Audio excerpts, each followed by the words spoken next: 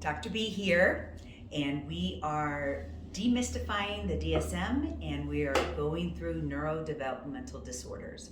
And today I'm going to talk about ADHD, the most commonly diagnosed in children, most common, and I'm going to do a separate one on adult ADHD or ADD. But it's very important that we don't just take a child and say, oh, he's hyper, he won't pay attention. And I say he because ADHD is most commonly diagnosed in boys. And, slap that label on a child, put them on Ritalin, and I think that there's a lot of controversy around this. I feel like, you have these two schools of thought. Oh, ADHD is not real. We're over-medicating children. We're over-diagnosing.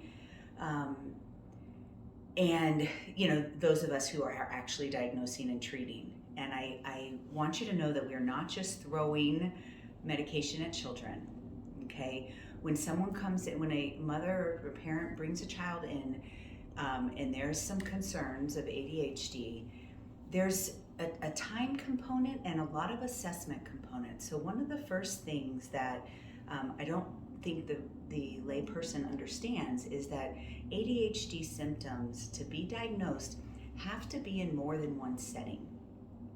So if the school is complaining about behaviors, but the parent can sit and they can read a book at home, they can do their homework without getting up for 20-30 minutes, then it's not in two locations. So then we have to assess what's going on at home or what's going on at school that's different, okay? So maybe just starting with, changing the supporting environment.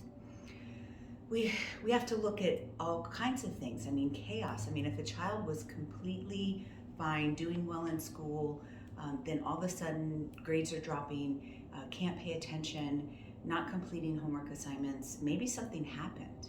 Maybe there's some depression creeping up. So inattention by itself does not get a diagnosis of ADD, ADHD. And I keep throwing these letters assuming that everyone knows what those are. So ADD, attention deficit disorder, or ADHD is attention deficit hyperactivity disorder, right? So the H just means there's an additional hyperactivity component. ADD, which is more common in girls, doesn't have that hyperactivity component, and unfortunately, oftentimes is not diagnosed, okay?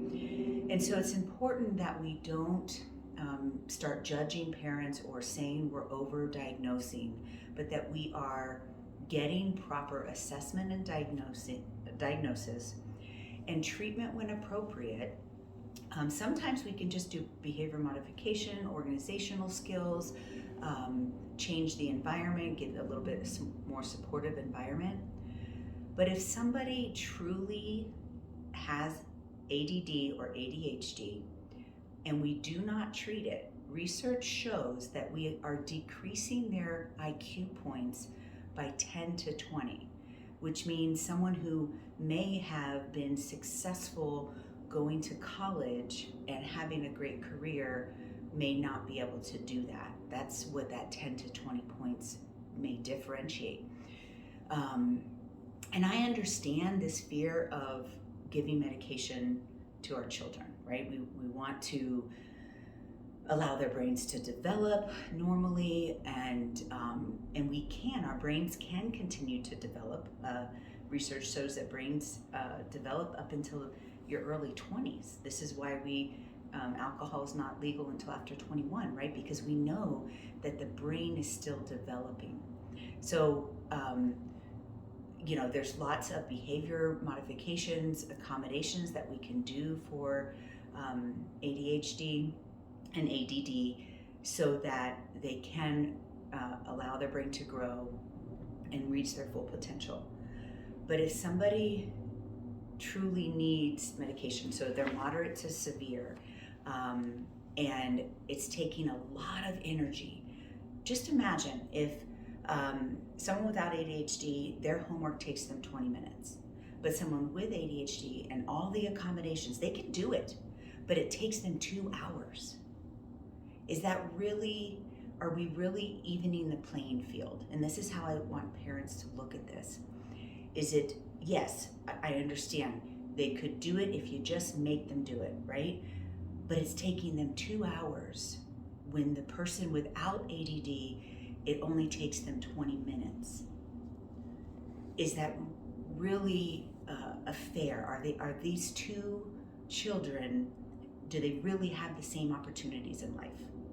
So that's where I want people to think when they think of, should I treat this or should I not treat this, right? And these are personal decisions, and it's very individualized. It depends on how much support a family can give. Sometimes, just delaying it for a couple years, it really depends. I'm not pro medication or against medication. I'm saying we need to have some balanced thinking around this, and not just say, I'm going to do this myself, and I'm not going to let my kid take medication. And then they get into adulthood and they're struggling with other things, and then we realize, wow, they probably had ADD, ADHD since they were young. So if you have a child who you believe has ADD, ADHD, just start the research, right? Get them an assessment and see what kind of how they're doing in school. If they're keeping up in school and there doesn't seem to be a struggle, then continue to try to work through helping them learn to concentrate and learn to focus, because that is a behavioral skill as well. But if you feel like they're meeting some of these criteria, and it's not just inattention. So, and this is why we're going through this DSM, right? You have to have, so I talked about one criteria is that the symptoms have to be in more than one location, so school and home. There has to be 6 out of I think there's 15 plus symptoms of inattention. You have to have 6 of them. So it's not just inattention by itself. And it's not just inattention when you want to watch TV, when the child wants to watch TV and you're making them do homework, right? So it's very specific. And you could even Google, what are the symptoms or the DSM criteria for ADD, ADHD? It's going to list 15 to 20 symptoms.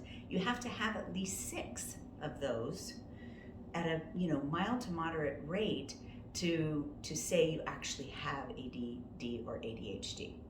And that's why we have this DSM criteria, so they're not just saying someone has a disorder when they really just have a symptom. We can all have days of inattention, and children are inattentive and they have to learn how to pay attention, right? So that's why it's important that we have some basic criteria. And then here at Mentally Strong, we will often get a full neuropsych testing to make sure there's not other things going on, right? Maybe they can't pay attention because everything is in words and they have dyslexia, right? Maybe it has nothing to do with their ability to pay attention, but their ability to learn. And so those are some of the other neurodevelopmental disorders that we see in children.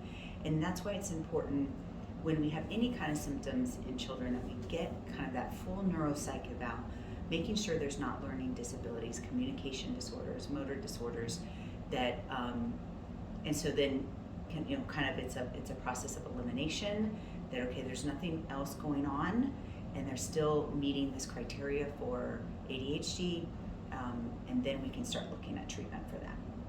So that is ADHD. ADD, ADHD, we always put those together because really the H is the only difference. You can have it with or without hyperactivity.